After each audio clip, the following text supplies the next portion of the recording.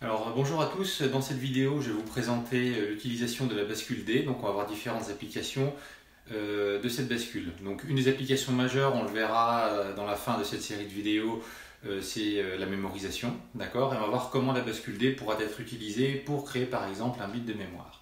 Mais avant ça, il y a plein d'autres applications possibles, notamment en logique séquentielle, d'accord. Donc on va voir ici comment elles peuvent être utilisées. Alors dans un premier temps, on va voir cette table de vérité et voir son fonctionnement. Donc la bascule D est l'une des premières, vraiment parmi les bascules qui ont déjà été présentées ici, notamment la bascule JK, à introduire la notion de mémorisation. D'accord. Donc c'est pour ça ici que dans la table de vérité, j'ai présenté la sortie comme étant à l'instant t plus 1, et pareil, la sortie qt plus 1 bar étant l'opposé de qt plus 1 à l'instant t plus 1. D'accord. Donc il y a vraiment cette notion de mémorisation, c'est-à-dire de nouvel état sur le signal d'horloge. Alors pour l'instant, je vais généraliser à n'importe quel signal d'horloge. Je vous présenterai après ce qui se passe pour chacun des signaux d'horloge, front montant, front descendant et puis état haut. Donc là en fait, j'ai mis un signal d'horloge C et pour l'instant, on va utiliser la dénomination active, c'est-à-dire que lorsque le signal d'horloge est actif, il va se passer quelque chose en sortie de la bascule. Lorsqu'il n'est pas dans l'état inactif, ce que j'ai symbolisé ici par une croix, il ne va rien se passer en sortie, donc dans ce cas-là, on va garder en mémoire l'état précédent. Voilà. Donc c'est ce qui est important ici à avoir en tête. Donc le symbole de la bascule D, ici, on a une seule entrée D qui correspond à la donnée. Le signal d'horloge C, ici, c'est pour clock. Et donc une sortie Q et une sortie Q bar. Voilà. Donc en général, on a ça sur une bascule. On verra un peu plus tard dans la présentation des applications qu'on peut aussi avoir une fonction clear pour justement réinitialiser la bascule. D'accord, ça peut être utilisé. Voilà. Alors, bon, si je présente ici cette table de vérité de la bascule D, d'accord, si je suis dans un état quelconque pour le signal d'horloge, c'est-à-dire un signal d'horloge qui ne va pas provoquer un changement d'état sur la bascule, alors quelle que soit en fait ici la valeur de D, que je vais appeler Qt, à ce moment-là, en sortie, je vais garder la valeur en mémoire Qt et Qt bar. Donc là, j'ai vraiment ici la notion de mémorisation qui est mise en évidence. Okay. À partir de là, si le signal d'horloge est actif, c'est-à-dire si le signal d'horloge détecté permet un changement en sortie, à ce moment-là, je vais avoir recopie de l'entrée sur la sortie. Donc ça veut dire que par exemple ici, si j'ai 1, le nouveau signal sera 1 et ici 0. Si j'ai 0 ici, le nouveau signal sera 0 en sortie et 1 ici.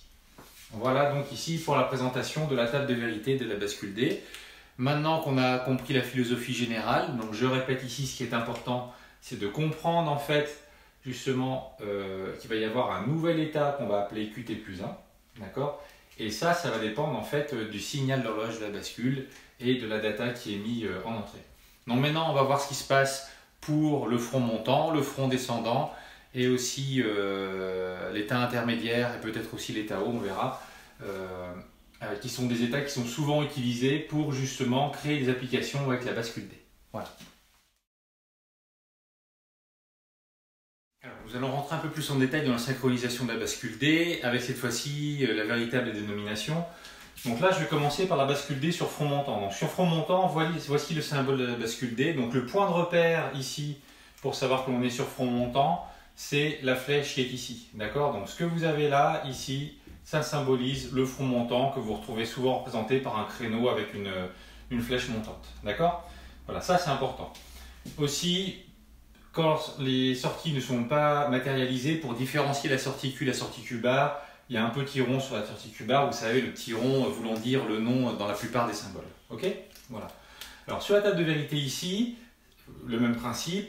Donc là, le signal d'horloge, lorsque je ne suis pas sur un front montant, d'accord, donc c'est-à-dire un signal d'horloge qui n'active pas la bascule, à ce moment-là, quelle que soit la valeur que je vais envoyer en entrée, donc le phi ici symbolise une valeur quelconque, dans ce cas-là, en sortie, je vais maintenir la valeur que j'avais précédemment dans la bascule. Donc j'ai vraiment l'effet mémoire ici qui est mis en place. Okay.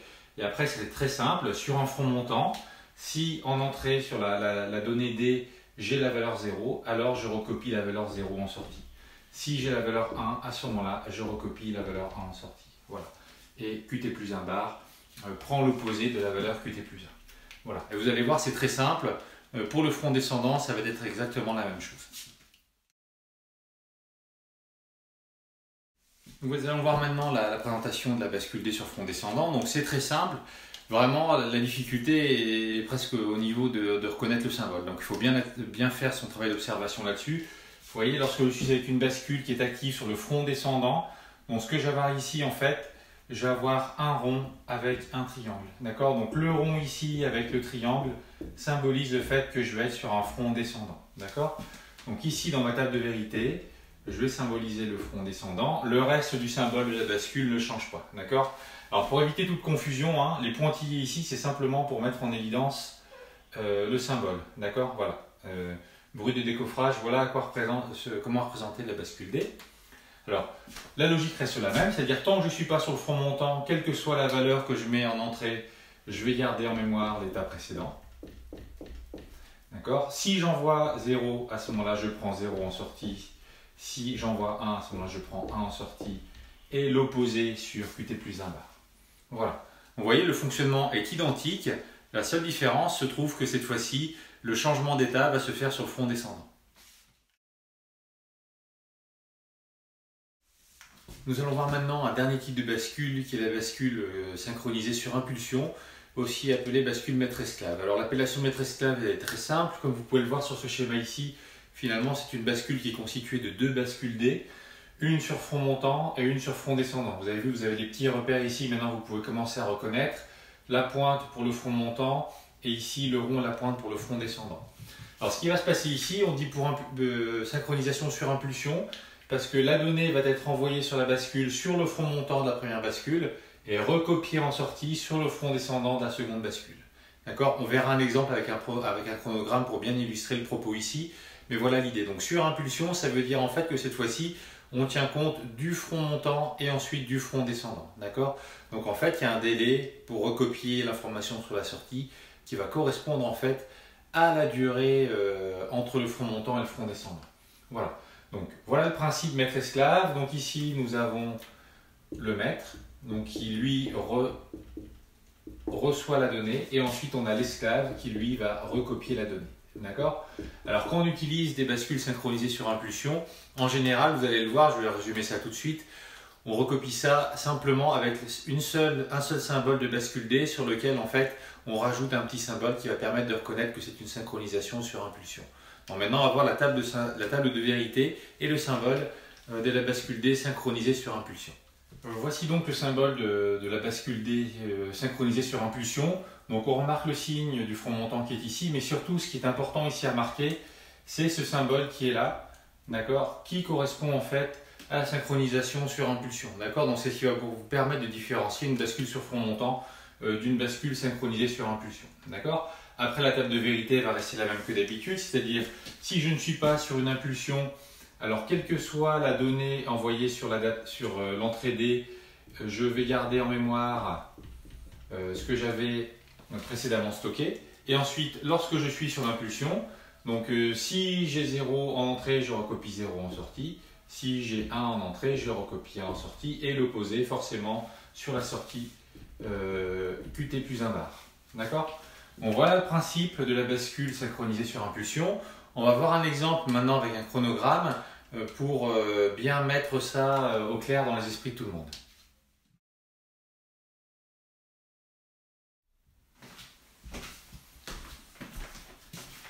Alors ici, j'ai représenté un chronogramme avec donc le signal d'horloge C ici, d'accord. L'entrée D pour lequel j'ai représenté quelques variations des données sur l'entrée D. Et enfin ici, j'ai simplement représenté la sortie Q de la bascule synchronisée sur impulsion. Je n'ai pas mis Q bar ici, c'est pas nécessaire, c'est très simple, c'est l'opposé de Q, donc je voulais pas charger le graphique plus que de raison, d'accord. Alors ce que j'ai fait, ce que vous pouvez faire aussi parfois pour bien vous repérer, notamment au début dans vos chronogrammes, pour pas vous y perdre, c'est délimiter les fronts qui vous intéressent, d'accord, avec des lignes verticales en pointillés, pour justement bien repérer les différentes transitions, notamment voir justement les changements au niveau de D par rapport à ces fronts montants et fronts descendants. Parfois, ça peut éviter les erreurs, d'accord. Alors, ce qu'on a vu ici, finalement, c'est que l'information, en fait, elle est traitée sur le front montant, d'accord, et elle est recopiée sur le front descendant. Donc, si je prends ici, sur le front montant, la donnée D que j'ai ici, elle est égale à 0. Donc ça veut dire que je vais recopier en sortie sur le front descendant cette donnée qui vaut 0. D'accord? Donc ça veut dire que là, je vais avoir ici l'information qui est égale à 0, recopiée sur le front descendant. Et vous voyez en fait, ce qui s'est passé avec la data D qui est ici, c'est le changement sur D s'est fait juste après le front montant. Donc du coup, la bascule n'en tient pas compte. Ok? Là, c'est pareil, le changement de D sur le front se fait juste avant le front montant. Donc en fait, je vais rester à 0 jusqu'au prochain front descendant, puisque finalement, au niveau de l'information prise sur le front montant, ça vaut toujours 0. D'accord? Donc là, je vais arriver au moment intéressant. C'est le moment où cette fois-ci, la donnée D qui est présente au front montant, elle vaut 1. D'accord? Donc ça veut dire que cette valeur de 1 va être recopiée sur le front descendant suivant. Donc là, en fait, je vais me retrouver avec cette information qui va être recopiée ici sur le front descendant. D'accord? Je continue. D'accord? Et finalement, je me rends compte que ce qui m'intéresse, c'est que ma donnée va être prolongée jusqu'au front descendant suivant. D'accord? Et là, je vois qu'au front montant, d'accord, cette fois-ci, la donnée D elle est repassée à 0. Donc, je vais recopier cette information sur le front descendant. Et là, je repasse à 0. D'accord? Et vous voyez, en fait, si entre-temps, la donnée D a changé, c'est le même cas qu'ici, d'accord, il ne va rien se passer. D'accord? Donc, ça veut dire que cette fois-ci, vous voyez, on répercute en fait sur une durée de l'impulsion la donnée prise en entrée. D'accord? Donc, je répète ici, vous voyez, en entrée sur le front montant qui est ici, j'ai la donnée D qui était à 1. D'accord? Donc, je la recopie en sortie sur le front descendant. Donc là, je passe à 1 puisque avant j'étais à 0. OK? Sur le front montant suivant, la donnée est cette fois-ci à 0. Donc, je vais recopier cette valeur sur le front descendant suivant. Je repasse à 0. Et pendant ce temps-là, si D a changé, comme c'était le changement de D s'est fait après le front montant, du coup, cette information-là n'est pas recopiée. D'accord? Donc, on peut de cette manière-là, par exemple, se dire qu'on est en train de filtrer simplement les informations qui nous intéressent, par exemple. OK? Donc, voilà le fonctionnement de la bascule synchronisée sur impulsion. D'accord? Là, on va voir différentes applications des bascules. D'accord? Donc là, je vais me concentrer principalement sur les bascules D à front montant. D'accord? Puisque là, la logique, ça va être de voir justement, à base de chronogramme, des applications de circuits avec les bascules D. D'accord? Donc sur la synchronisation, on a terminé. Maintenant, je vais passer aux applications. Alors, nous allons maintenant voir un exemple d'application de la bascule D. Le premier exemple, c'est la temporisation. Donc ici, j'ai fait simplement mes 4 bascules, ça suffit largement ici pour comprendre l'idée. Donc j'ai une donnée D qui va rentrer en fait dans ce circuit à 4 bascules D et je vais récupérer l'information ici en sortie. D'accord? Donc vous allez comprendre rapidement ce que l'on veut dire par temporisation. Donc toutes les bascules sont synchrones, c'est-à-dire qu'elles reprennent toutes le même signal d'horloge. D'accord? Ici, elles sont toutes sur front montant et donc la donnée d'une bascule est égale à la sortie de la bascule précédente. D'accord? Donc ça veut dire que ici, j'ai dn qui est égal à qn-1. Ok? Donc voilà, ça c'est pour le premier point ici. Donc à partir de là, on va regarder ce qui se passe sur chaque front montant. Donc là, en fait, c'est comme si j'avais allumé par exemple un interrupteur D ici. D'accord? Je passe l'interrupteur à la position 1. D'accord? Donc cette information va être recopiée sur le front montant de la première bascule. Ici, la bascule Q3. D'accord? Donc au front montant, ça passe à 1. D'accord? Pour la bascule Q2, au front montant, en fait, ça c'est important de le comprendre. Au front montant, d'accord, je prends l'information qui était juste avant. Donc pour moi, ici, c'est 0. Donc il va falloir que pour que ça soit recopié sur la sortie Q2, j'attende le front montant suivant. D'accord? Pour être bien clair là-dessus, je répète ici que D2 c'est égal à Q3. D'accord? Ensuite, D1 c'est égal à Q2. Ok? Et D0 c'est égal à Q1. Et ici, j'ai la sortie S qui est égale à Q0. Ok? Donc là, je continue. Je vais avoir la même chose ici sur le front montant qui est là. Et enfin, on voit ici que je vais pouvoir récupérer la sortie à partir donc du 4e top d'horloge. D'accord?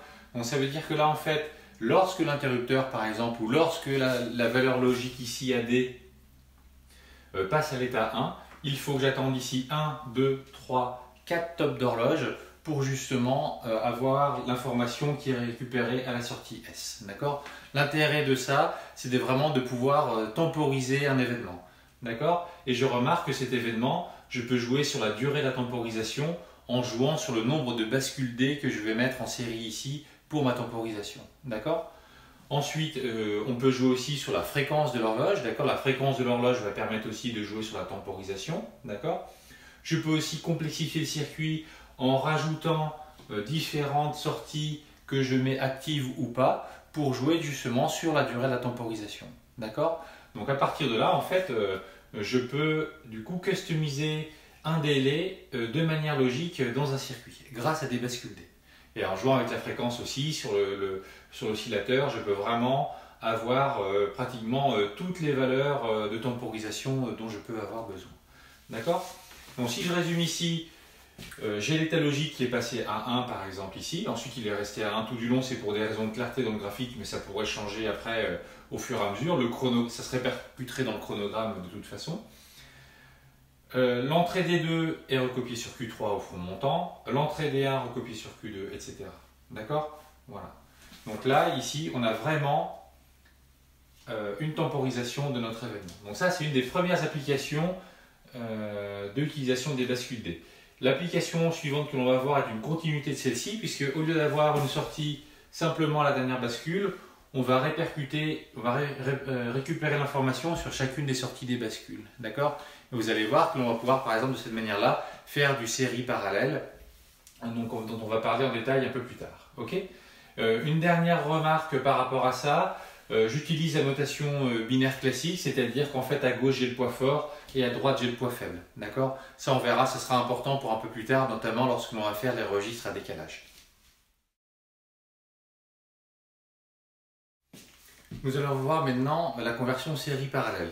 Alors la communication série parallèle est vraiment très importante. Par exemple dans le protocole UART que vous pouvez retrouver dans les microcontrôleurs, c'est un système de communication qui est extrêmement utilisé parce que son avantage c'est justement l'économie des fils. D'accord? Si je veux transférer les informations par exemple d'un capteur vers un microcontrôleur, d'accord, ce qui est intéressant c'est justement d'être économe en fil, d'accord, puisque si je suis économe en fil, je suis économe aussi en nombre de pins pour réaliser ma connexion par exemple entre le capteur et puis le microcontrôleur. D'accord? Admettons que j'ai un capteur de température qui envoie des données codées sur 16 bits. D'accord? Si je voulais transférer les informations brutes comme ceci, il me faudrait en fait 16 connexions, donc 16 pins utilisés entre le capteur et le microcontrôleur. Ces 16 fils, ce n'est absolument pas économe en termes de ressources matérielles et en termes d'encombrement. D'accord? On imagine très mal maintenant avoir un capteur avec 16 pattes simplement pour envoyer les données sur 16 bits. D'accord? Sachant qu'à ça, il faudrait rajouter éventuellement forcément l'alimentation, une masse, plus éventuellement d'autres pins pour permettre l'écriture, la lecture et les différentes caractéristiques du protocole de communication. Donc le gros avantage de la communication série parallèle, c'est d'envoyer sur un seul fil plusieurs bits et ensuite au dernier moment les redispatcher sur plusieurs fils. D'accord? C'est notamment ce qui est fait à l'intérieur des microcontrôleurs et de tous les systèmes de mémoire pour justement gagner en termes de place et de connectivité. Alors ici, j'ai repris mon système avec 4 bascules D, mais vous voyez la différence par rapport à tout à l'heure, c'est que cette fois-ci ici, je vais récupérer les bits sur chacun des pins qui sont ici. D'accord? Je suis synchronisé sur front montant et le signal d'horloge est le même pour toutes les bascules. D'accord? Je vous rappelle que sur le front montant, je recopie l'information que j'avais juste avant le front montant. D'accord? Ça, c'est important aussi pour la compréhension du chronogramme. J'ai donc mon chronogramme qui est ici. J'ai délimité les fronts montants ici parce que c'est sur ceux-là que je vais raisonner. Alors, en fait, ici, on va le faire au fur et à mesure. Du coup, chacune des sorties. Ok? Alors, en entrée, j'envoie le mot finalement 1, 0, 1, 1. Alors, sur le front montant, pardon, 1, 0, 1, 1. Voilà l'information qui est envoyée sur le front montant sur ces 4 tops d'horloge ici. D'accord? Si je vais sur Q3 pour l'instant, si je me concentre sur lui, juste avant le front montant ici, j'étais du coup à 1. D'accord? Donc là, je vais passer à 1. D'accord? Au front montant suivant, je passe à 0. Le front montant qui est ici, je passe à 1. D'accord? Au front montant qui était là, j'étais encore à 1. D'accord? Et finalement ici, à ce dernier front montant, je passe à 0. Voilà. Donc là, j'ai l'information qui est répercutée sur Q3. D'accord? La sortie Q3, elle va aller sur D2.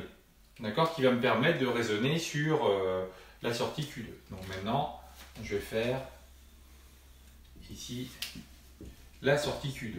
Donc la sortie Q2, si je regarde juste au front montant, juste avant j'étais à l'état 0. D'accord? Donc là, je reste à 0. Ici, juste avant j'étais à 1, donc je vais passer à 1. D'accord? Ici, juste avant j'étais à 0, donc je vais passer à 0. Juste avant ici, j'étais à 1, donc je passe à 1. Et juste avant ici, j'étais à 0, donc je repasse à 0. D'accord? Alors par rapport à ce qu'on a vu tout à l'heure sur la temporisation, vous comprenez bien en fait que ce qui se passe ici, finalement, au bout de 4 tops d'horloge, je vais me retrouver avec ce motif ici qui va être répercuté sur chacun des éléments là. D'accord? Voilà. Alors, je continue avec Q1 maintenant. Donc si je prends Q1 ici, je regarde à ce front montant ici, je suis à 0. À celui-ci, je suis toujours à 0. Il faut que j'attende celui-ci pour passer à 1, c'est normal. D'accord? Là, je suis à 0 et je repasse à 1 à ce moment-là. D'accord? Et enfin, le dernier, ici Q0. Donc pour Q0, là, à ce front montant, je suis à 0. À ce front montant, je suis à 0. À celui-ci, je suis aussi à 0. Au front montant suivant ici, je suis à 1, je passe à 1. D'accord? Et ici, j'étais à 0, je repasse à 0. D'accord? Voilà. Donc j'ai bien envoyé la temporisation qui s'est faite sur cette information-là. D'accord? Et ce qui est intéressant maintenant, on se remémore ce qu'on voulait transmettre comme information au départ. En série, comme information, j'ai l'information 1, 0, 1, 1 que je voulais transmettre. Maintenant, je regarde sur ma sortie parallèle. D'accord? Ça, c'est arrivé en série sur le fil d'entrée ici. D'accord? Maintenant, si je regarde ce que j'ai au bout de 4 tops d'horloge, ici, sur Q0, j'ai 1. Sur Q1, j'ai 0. Sur Q2, j'ai 1. Et sur Q3, j'ai 1. D'accord? Donc j'ai bien envoyé ici l'information 1, 0, 1, 1. D'accord? Alors après, on pourrait se faire la remarque, oui, mais regardez, en fait ici, j'ai 1, 0, 1, 1. Il faudrait savoir quels sont les bits de poids fort et quels sont les bits de poids faible. Ben, ça, c'est à vous de définir aussi au départ pour pouvoir ensuite définir, identifier qui est le poids fort, qui est le poids faible. Mais vous voyez, j'ai bien l'information ici 1, 0, 1, 1 qui est rentrée en série et qui se retrouve représentée ensuite en parallèle. Voilà, donc ça c'est une des applications des bascules D. On est déjà sur un système qu'on appelle les registres, d'accord? Avec ici en fait un registre série parallèle, d'accord? Alors il existe différentes sortes de registres série parallèles. Le but ici ce n'est pas de les détailler, je vais juste les énumérer rapidement. Donc on a le registre en fait SIPO qui est pour Serial In Parallel Out. Ensuite j'ai le SOPI, Serial Out Parallel In. D'accord? Et ainsi de suite. Ok? Je peux aussi avoir le PIPO, Parallel In, Parallel Out, et le POPI, Parallel Out, Parallel In. Ok? Donc ici, par rapport à ce qui nous intéresse sur l'application des bascules D, c'était vraiment de voir ici, justement, cette transformation série parallèle, puisque paralléliser les données, vous en avez souvent besoin lorsque vous faites des systèmes embarqués, où vous voulez récupérer la donnée d'un capteur, ou par exemple, vous faites quelque chose de très simple comme un capteur, puis un convertisseur analogique numérique. Il y a des convertisseurs analogiques numériques qui ressortent les données en série. Il faut ensuite que vous puissiez les paralléliser et il existe des registres justement à base de bascule D qui font ce travail-là. Donc voilà pour cette deuxième application sur la série parallèle. On va en voir maintenant une autre qui est très importante, notamment pour les opérations arithmétiques dans les microcontrôleurs, qui est le registre à décalage.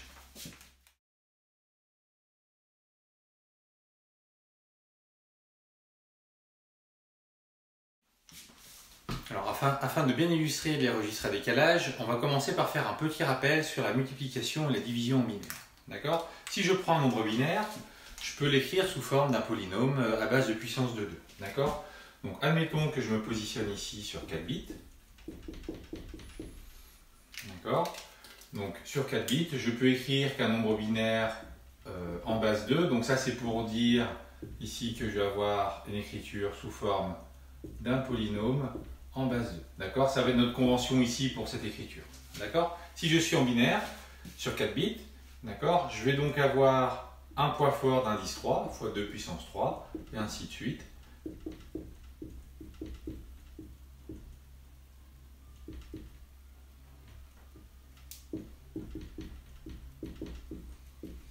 D'accord? Voilà. Donc B3, B2, B1 et B0 représentant ce nombre binaire sur 4 bits. On va le rappeler ici. D'accord? J'ai ce nombre binaire sur 4 bits.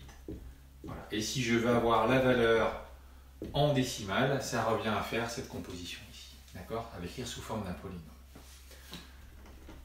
Si je veux faire par exemple multiplication par 2, admettons ici, je veux multiplier ça par 2. Donc si je veux multiplier ça par 2, en fait ça va être très simple. Ce qui va se passer en fait, c'est que tous mes poids vont être augmentés d'une puissance.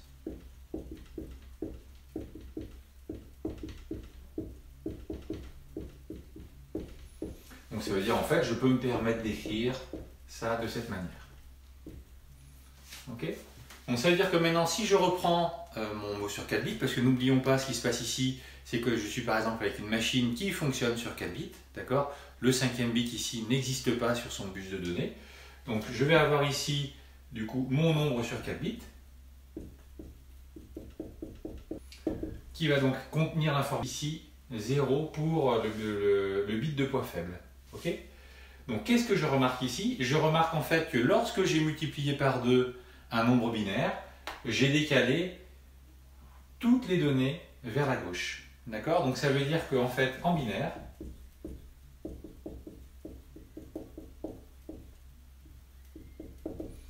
multiplié par 2, ça revient à faire un décalage à gauche.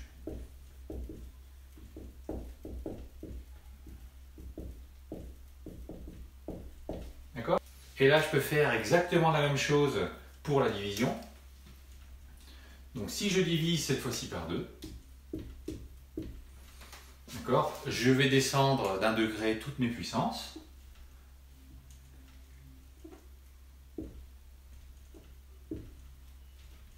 Donc là, en fait, la puissance moins 1, elle n'existe pas.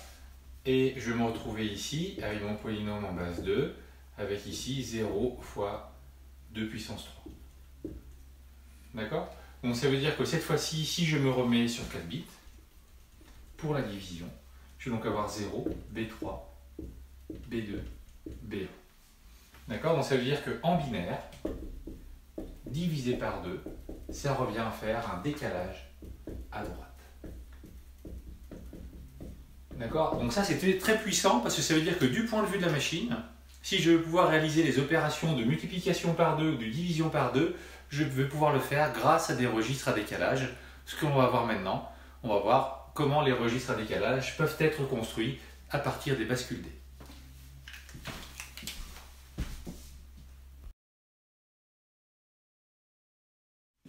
Alors là, nous avons tous les éléments maintenant pour comprendre ce que ça va être un registre à décalage, notamment parce qu'on a déjà fait sur la temporisation et le fonctionnement série parallèle. Donc là, on a tous les outils de raisonnement pour bien comprendre ce qui se passe ici. Vous allez voir, c'est très simple. D'accord? Bon, j'ai repris en fait une série de bascules avec les mots Q3, Q2, Q1 et Q0. D'accord? Donc ce qui va se passer, on le sait, on a bien compris, notamment avec la temporisation, qu'à chaque top d'horloge, ce qui se passe, la donnée qui est sur une bascule va être répercutée sur la bascule suivante. D'accord? Donc ça veut dire que là, lorsque je vais du temps Tn au temps Tn plus 1, ou du front montant Tn au front montant Tn plus 1, d'accord? Ce qui va se passer, c'est que je vais avoir la bascule qui est ici à la valeur Qn, qui prendra la valeur Qn-1. D'accord? Voilà. Donc ça veut dire ici que sur mon système qui est là, si je prends la valeur 0 qui est ici, lorsque je vais passer à un top d'horloge, d'accord, donc c'est-à-dire que si je prends mon chronogramme ici, d'accord, hop,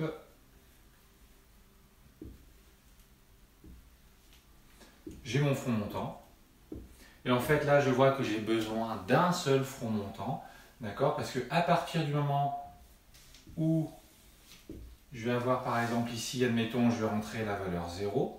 D'accord? Donc la valeur qui est ici pour la data, ici je vais mettre D qui est égal à 0. Donc ça va être égal à 0 tout le temps. Ok? Donc ce qui va se passer, c'est quoi qu'il arrive, d'accord? Si par exemple Q3 était à 1, d'accord? Admettons j'ai ici la valeur Q3, ensuite j'aurai Q2, Q1 et puis Q0.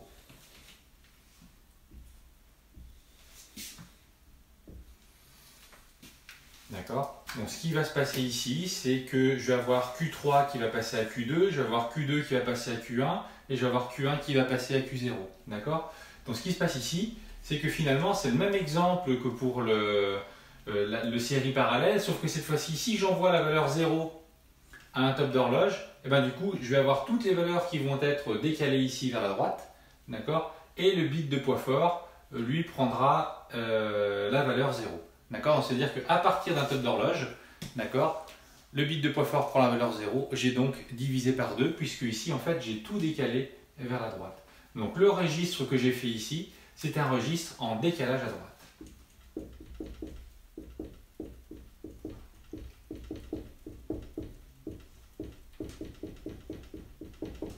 D'accord? Et ce qui va se passer dans cet élément-là, d'accord, là, on ne va pas se recharger avec un chronogramme, là, ça sert pas à grand chose, d'accord? On l'a bien compris avec ce que j'ai décrit tout à l'heure sur les opérations de division, c'est-à-dire que si j'ai le mot Q3, Q2, Q1, Q0, qui, admettons, prend la valeur 1101, d'accord? Au premier front montant, d'accord, ce qui va se passer, c'est que je vais injecter la valeur 0 dans ma bascule. On sait qu'on est sur un système qui va décaler vers la droite, d'accord? On l'a vu, c'était déjà ce qui était sous-entendu dans la temporisation, notamment tout à l'heure. Et je vais me retrouver avec ici 0, 1, du coup 1, 1, 0. Voilà. Donc là, en fait, ici, j'ai fait une division par 2, grâce à mon registre à décalage à droite. Voilà. Ok? Donc maintenant, on va voir comment est-ce que l'on constitue le registre à décalage à gauche pour faire notamment la multiplication. Si on va un petit peu plus loin ici, pour conclure, si je fais un second top d'horloge, d'accord, donc on va symboliser comme ça, donc là j'ai fait 2 tops d'horloge, j'ai donc décalé 2 fois, je vais me retrouver ici avec ça. Donc j'ai encore fait une division par 2, d'accord, donc au total ici, j'ai divisé par 4. D'accord. Bon, ça peut être aussi très pratique, notamment si on veut faire de la division de fréquence, d'utiliser ce genre de registre à décalage. Donc on va conclure maintenant avec le registre à décalage à gauche.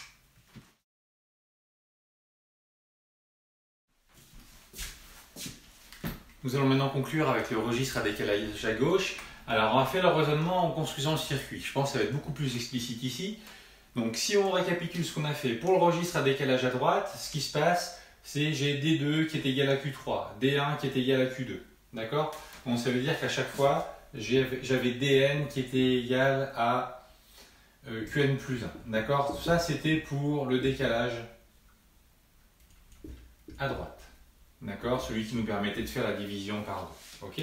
Si je veux faire un décalage à gauche, ben cette fois-ci, je dois avoir l'inverse. C'est-à-dire que maintenant, je vais vouloir avoir finalement mon Q0 qui va rentrer dans D1, etc. Donc cette fois-ci, c'est-à-dire que je vais avoir Qn qui va être égal à Dn plus 1, si je veux pouvoir faire mon décalage à gauche. D'accord? Donc je répète ici, si je veux faire mon décalage à gauche, ça veut dire en fait que j'ai ce qui va sortir de la bascule qui est ici, d'accord, qui doit rentrer dans la bascule qui est le plus à gauche. D'accord? Donc ici Q0 va rentrer dans D1. Ensuite Q1 va rentrer dans D2, etc. D'accord? Et là, je fais mon décalage à gauche. Donc c'est la règle que l'on a ici. D'accord? Donc ça veut dire que moi, je vais me retrouver ici avec Q0 qui doit rentrer dans D1, puisque moi je veux décaler les bits vers la gauche. D'accord? Ensuite, je vais avoir Q1 qui va rentrer dans D2. Et ensuite, je vais avoir Q2 qui va rentrer dans D3. Et là, je vais récupérer la sortie ici. D'accord? Donc à partir de là, ici, je vais avoir mon entrée qui va être là. Et là, j'ai donc fait le câblage de mes bascules D pour faire un registre en décalage à gauche. D'accord? Je pense que maintenant, vous avez bien la logique en main. Ici, le chronogramme n'est pas nécessaire puisque le décalage va être le même, mais cette fois-ci, ce sont les bits de poids fort qui vont être répercutés. Donc voilà pour les applications majeures de la bascule D. Donc je répète, faire de la temporisation, d'accord, ça c'est vraiment intéressant. Du série parallèle, ça fait vraiment des applications très importantes, notamment entre les communications entre des périphériques et un microcontrôleur. Et puis ici, pour faire des opérations arithmétiques, notamment dans une unité arithmétique et logique d'un microcontrôleur, par exemple, ça peut être très utile pour faire les opérations arithmétiques de base, c'est-à-dire diviser par 2 et multiplier par 2. Donc voilà pour ces applications sur les bascules D.